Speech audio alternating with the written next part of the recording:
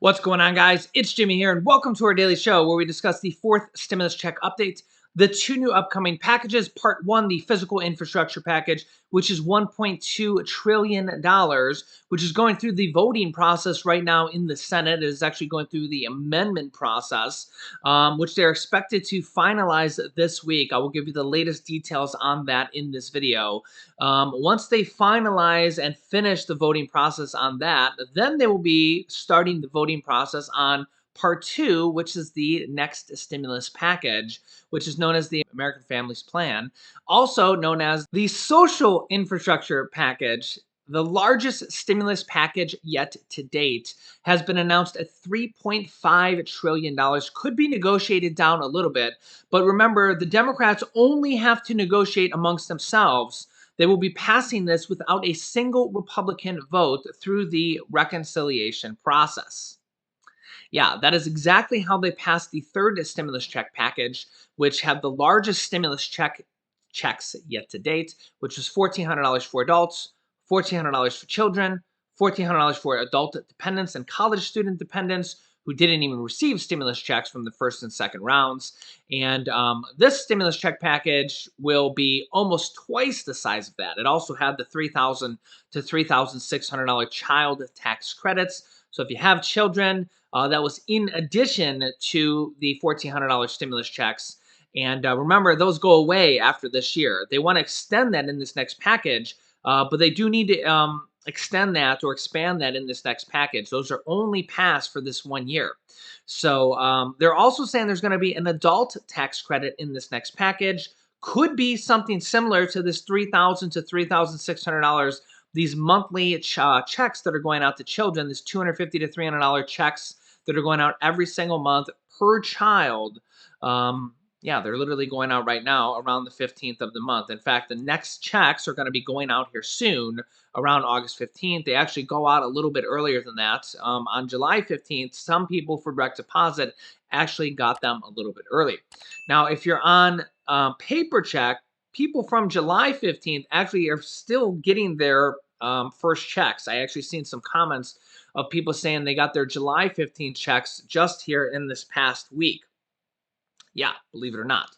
So 65 million children are getting these checks of $250 to $300 per month for a total of $3,000 to $3,600 per year. But those will end this year unless they extend that in this next package. Okay, $3,000 to $3,600 per child for 65 million children. Okay, that's a huge deal. That was in addition to the $1,400 checks. They got $1,400 stimulus checks and the $3,000 to $3,600 child tax credits. In this next package, they're saying is going to also be an adult tax credit. Okay. Now remember, in the third stimulus check package, they made it so the child tax credits, they made a key change that said you don't need any earned income. Okay. The Democrats made that change. They don't really like that provision that you need earned income. So you can not have to have any earned income. You could be a stay-at-home mom, for example. You can be a person on Social Security that doesn't have any taxable income or any earned income. And they can do the same thing next time around for this next package for the adult tax credits that they're saying is going to be in this next package. So we're very interested to see, is there going to be something like this? These child tax credits, these $3,000 to $3,600, is there going to be something like that for adults in this next package, low to middle income adults? That could be pretty awesome because we could see the same thing like this for this next package. Will there be something like a huge tax credit for adults and children and stimulus checks? Remember, the last package had the $1,400 stimulus checks for adults, children, and adult dependents and college students, in addition to the $3,000 to $3,600 for children. So they're saying in this next package is going to be the extension of the child tax credits, but remember, everything is up for negotiation. It has to actually get passed and actually go through. There's also saying there's going to be an adult tax credit in this next package. Again, everything's up for negotiation. It actually go through. And this next package is going to be, it has been announced at $3.5 trillion. And the Democrats call it an anti-poverty plan. So the good news is that it's the largest stimulus package yet to date. It's almost twice the size of the last stimulus package, which has the largest stimulus checks yet at $1,400 for children and adults and for adult dependents. And it had the $3,600 child tax credits. This next one is going to have an adult tax credit in there as well. We don't know what that's going to be yet, and we likely won't know what that's going to be until they literally go into the final stages of voting. Okay, because that's what they did with this infrastructure bill. They actually passed the first two initial vote. Remember, they voted the first two yes votes were motions to proceed, and they voted yes on a shall bill. Okay, so there was actually no bill yet. The senators kind of knew what they were voting on, but they just voted yes on a shall bill. They didn't even have the bill yet. Okay, now they have announced the bill. You can go read it. It's some light bedtime reading. It's only 2,702 pages. So now they finally have the bill literally halfway through the voting procedure. So that's probably what's going to happen with the next stimulus package. Then once they pass it in the Senate, then it has to go to the House. Now remember, when we go back to the the second stimulus check package, after they released the bill, they actually added the stimulus checks in there after they released the bill. Okay, the stimulus checks were added in there 6 days before they actually voted. Okay, it was a little bit different process back then. The third stimulus check package, the House actually passed the bill, and then it went over to the Senate, and the Senate changed the bill significantly. In fact, they had to remove some things. They had to remove the $15 an hour minimum wage. One, because the Senate parliamentarian said it couldn't be in there, but that really wasn't the main reason, because the Senate actually voted to overrule her, but they actually just didn't get enough votes. They had 42 votes. So if they would have had the 50 or 51 votes required, they actually would have overruled her. But they just didn't get enough votes. Okay, they only had 42 votes. So they had to remove the $15 an hour minimum wage that the House of Representatives actually passed. They actually passed the bill with a $15 an hour minimum wage in there for the whole country. So one, they had to remove the $15 an hour minimum wage that was actually in the bill that the House passed. Two, they had to lower the income threshold that the House passed as well. That it was originally was $100,000 stimulus check for, or the income threshold was for people that made $100,000 for single filer. Wouldn't it be nice to have a $100,000 stimulus check? Yeah, yeah. So they lowered that to $80,000 was the final cutoff. So it's $75,000 to $80,000 is the cutoff. But if you're a single filer head of household, you can make up to $112,500. So they made those two changes, but they also added in that nice little provision that if you had unemployment income last year, that the first $10,200 of unemployment income was tax free. And if you had unemployment income last year, that meant that you were going to get a big old fat check of uh, stimulus check or unemployment refund, whatever you want to call it, right? It was a stimulus provision added in at the last minute that meant a lot of people were getting an extra $1,000 back. Some people actually got over $3,000 back because of that provision they added in at the last minute. And what I mean when I say last minute, literally last minute. So last minute that here's how last minute it was. The bill was wrote, the House of Representatives passed it, and then the Senate changed it and added that in. So when I say last minute, that's how last minute it is. So the equivalent to that would be this: they write the bill, and the Senate passes it, and then it goes over to the House, and the House adds in extra stimulus checks. That could happen this time around because it's the House of Representatives. Whenever you hear Democratic Progressive Caucus, the Pramila Jayapals of the world, the AOCs of the world, the Rashida Tlaibs of the world, they're calling for more and more and more stimulus than the senators want. The senators have Bernie Sanders and Elizabeth Warren, and maybe even Chuck Schumer. But there's actually a lot more Democrats called the Progressive Caucus that are really, really, really pushing for a lot of stimulus items. When we talk about stimulus items, there's stimulus checks, there's Social Security raises, Medicare items, rent assistance, all these different things that they could add in. $10,200 unemployment provisions, SNAP, WIC, and pandemic EBT items they could throw in at the last minute. Things we maybe haven't even thought of. Um, but the Democrats, the Progressive Caucus, is literally already talking about that. They're kind of upset that the senators are kind of going through this process without them, and that emergency. They're already talking about that emergency stimulus provisions need to be done now, now, because COVID cases are insane right now. 150,000 cases, positive cases yesterday. So don't be surprised if the Progressive Caucus, the Democratic Progressive Caucus, headed by Pramila Jayapal, which is like 100 Democrats in the House of Representatives, and they have a clause that they all vote together. So whatever they say goes, because you need 99.9% of the Democrats in the House. You can only have 3 members of the House not vote yes when the House goes to vote. So when they band together, if they're like, hey, we need larger stimulus checks in this package, or hey, we need Social Security raises in this package, or whatever they say, has to be in there, or it won't pass because they're like 100 members. So don't be surprised if the House doesn't add in a goodie bag or an extra check or a larger check or something in there at the last moment and forces the Senate to abide by their rules, because we've seen it done both ways. We've seen the Senate add in things and modify things. And I think this time around, the Senate is voting on it first. Okay. The Senate's going to be passing part 1 and part 2 first.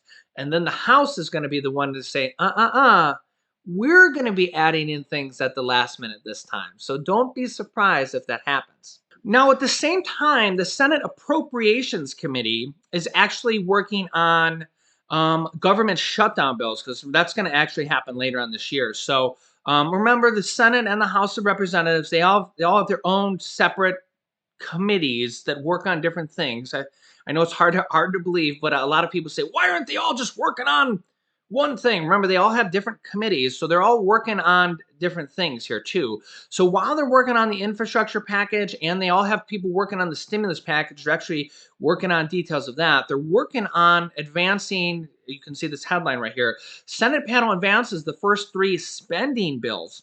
You can see here the Senate Appropriations Committee on Wednesday advanced its first spending bills for fiscal 2022 as senators prepare for the deadline to avert the government shutdown as the government shutdown quickly approaches.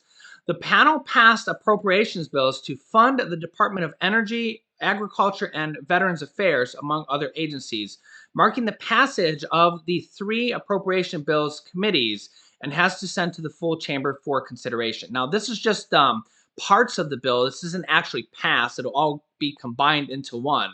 And they'll also have to raise the debt ceiling later on at some point within the next 2 to 3 months. So again, they're kind of always working on multiple different items at once. Senators are saying that the infrastructure bill is nearing the final votes and that it will be passed this week. They continue to say it will be passed this week. They are actually in the amendment stage right now.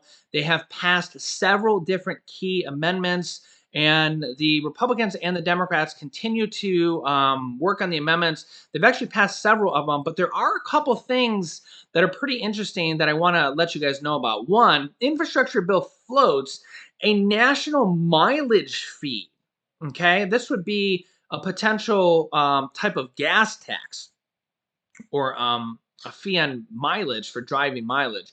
Despite President Biden's $400,000 tax hike red line, which would be basically a tax on everybody, because if you go and drive mileage, or if you go and use the roads, this could be a tax on you. And remember, President Biden said he didn't want that to happen. So this is a red flag for the White House and Democrats. You can see the $1.2 trillion bipartisan infrastructure accord could institute a multi-year national motor vehicle per mile use fee pilot program that, without future intervention from the White House, could potentially violate one of President Biden's previously stated red lines. Top White House officials empathetically state for months that paying for infrastructure investments by indexing gas taxes to inflation or instituting new electric vehicle mileage fees were hard red lines for the president, on the grounds that they would raise taxes on people earning less than $400,000 per year. This is something that the Republicans want, but that President Biden does not want. This is something that they're negotiating on through the amendment process. So I will keep you up to date on this. This is something that a lot of normal people do not want as well. Bipartisan infrastructure bill inches through the Senate as Senate Majority Leader Schumer pledges to stay until it passes. The Senate also rejects a Republican effort to add former President Trump's border wall to the bipartisan infrastructure deal. So, again, as they're going through these amendment processes, Republicans and Democrats are constantly trying to add things in and subtract things.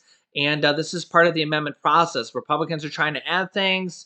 Democrats are saying, no, I'm not too sure about this. And this is kind of the process. This is kind of the headlines. This is showing you guys what is actually going down in this process. Another thing that is going down through this amendment process is this Cornyn infrastructure amendment. Check this one out. The White House is pushing back on a bipartisan amendment sponsored by Republican Senator John Cornyn, a Republican from Texas, that would give state and local governments broad latitude to tap the unspent federal COVID relief money to use on infrastructure projects. This is that money that's going out to state and local governments that they're supposed to spend on, a portion of the money on the people. We just went in the last video and talked about how there's state and local stimulus money going out to, California is using some of it for $600 stimulus checks to people. I actually read a list of stimulus checks going out in different states. Hazard pay to teachers. New Jersey has a stimulus check going out. There's going to be more going out. They can't really use it for infrastructure. Okay. This is what the whole infrastructure package is for. You really shouldn't need to use stimulus money for infrastructure when they're passing a $1.2 trillion infrastructure package. They got an infrastructure package there. You shouldn't really use the stimulus money for infrastructure. So one of this Republican amendment, this John Cornyn, he's trying to make an amendment that says, well, let the states, this $350 billion, use it for infrastructure. So that's one of the amendments that they're going through. That wouldn't be a good thing because that could potentially mean less money to the people from the state, city, and county stimulus checks. And they're also states are using this for rental assistance and mortgage assistance and stimulus type programs. So let's hope that that amendment doesn't go through as well. So yeah, basically, the amendment process is where things can get really changed. Now, the infrastructure package is not really where the stimulus items is. Remember, this is part one. Once they pass part one, it's really just about keeping the deal together. It's the deal between the Republicans and the Democrats. The plan has always been, pass part one, just kind of get it out of the way. Then it's going to go over to the House. But remember that House Speaker Nancy Pelosi has said that she's kind of put an insurance policy on it that, okay, once they pass part one, they're going to send it to the House, but the House is not going to vote on it. The goal is, or the plan is to then the Senate is going to start voting on part two, which is the next stimulus package, the American Families Plan, or the Social Infrastructure Plan, or the Human Infrastructure Plan, which has been announced at $3.5 trillion. So the big enchilada, the one we're all waiting for. So the plan is that next they're going to start voting on the initial portions of the next stimulus package right after they pass after they pass part one. So pass part one, that's the goal. They're going to finish it up this week, hopefully within the next few days or something like that, however long this amendment process takes. They're going through it right now. They've literally been working on it every day. You're just seeing the headlines of what they're working on. And, Republicans are proposing these amendments and, Democrats they're kind of negotiating on it, and once they finish part one, it'll be signed and, it'll be sitting there and then it'll just be waiting. Okay. It'll be waiting for the House to vote on it, but the House is not going to vote on it immediately. Then part two, the next stimulus package, is going to then come up for vote in the Senate. Okay. But remember, all the Republicans are going to vote no on that. Okay. We already kind of know that. That's what happened with the third stimulus check package as well.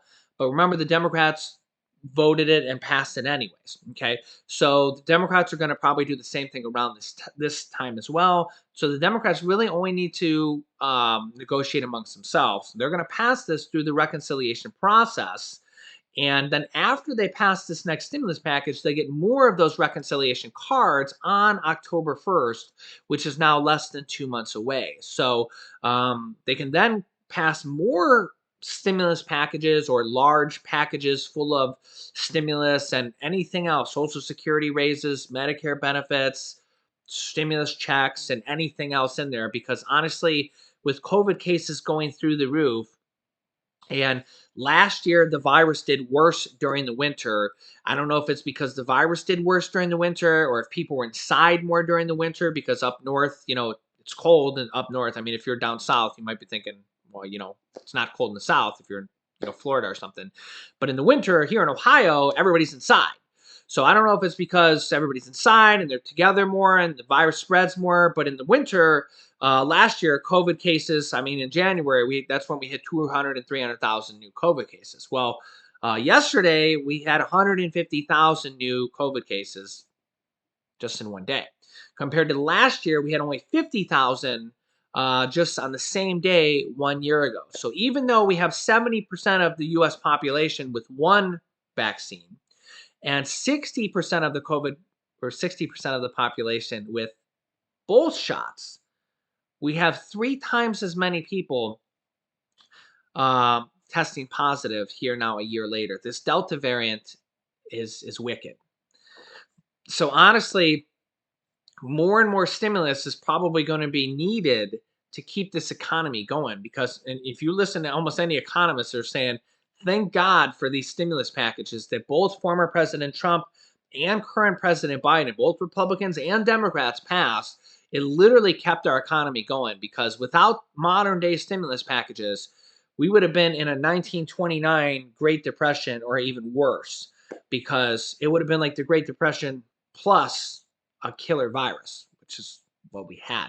So luckily, we have the modern day stimulus package to help out our economy and the people because it would have been really bad. So honestly, with this virus now getting worse, this Delta variant, they say the CDC said it's twice as contagious as the original variant.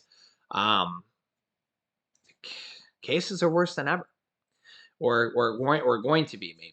So they're going to have to keep passing stimulus. I mean, we're not out of the woods. Maybe a month or two ago we thought we're out of the woods, but now this new Delta variant is just really making things worse. And now they're gonna have to. Luckily, this next package is going to be the largest one yet at $3.5 trillion. But they're going to have to keep passing more stimulus after this. They're going to have to. Like literally, we're looking at probably a whole nother year of stimulus packages.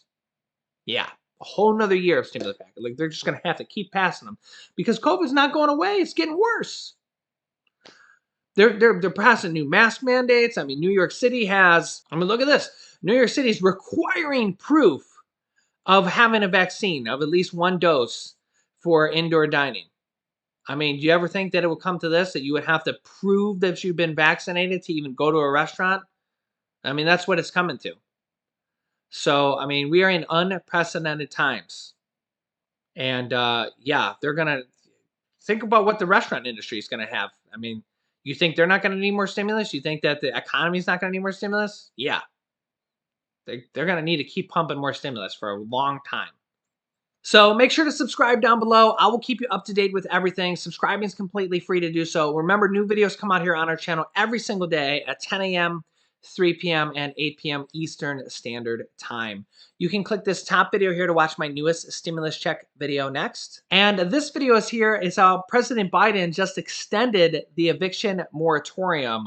Really good information there if you haven't watched that yet. So click on one of those videos next. Thanks, guys, and I will see you in the next video.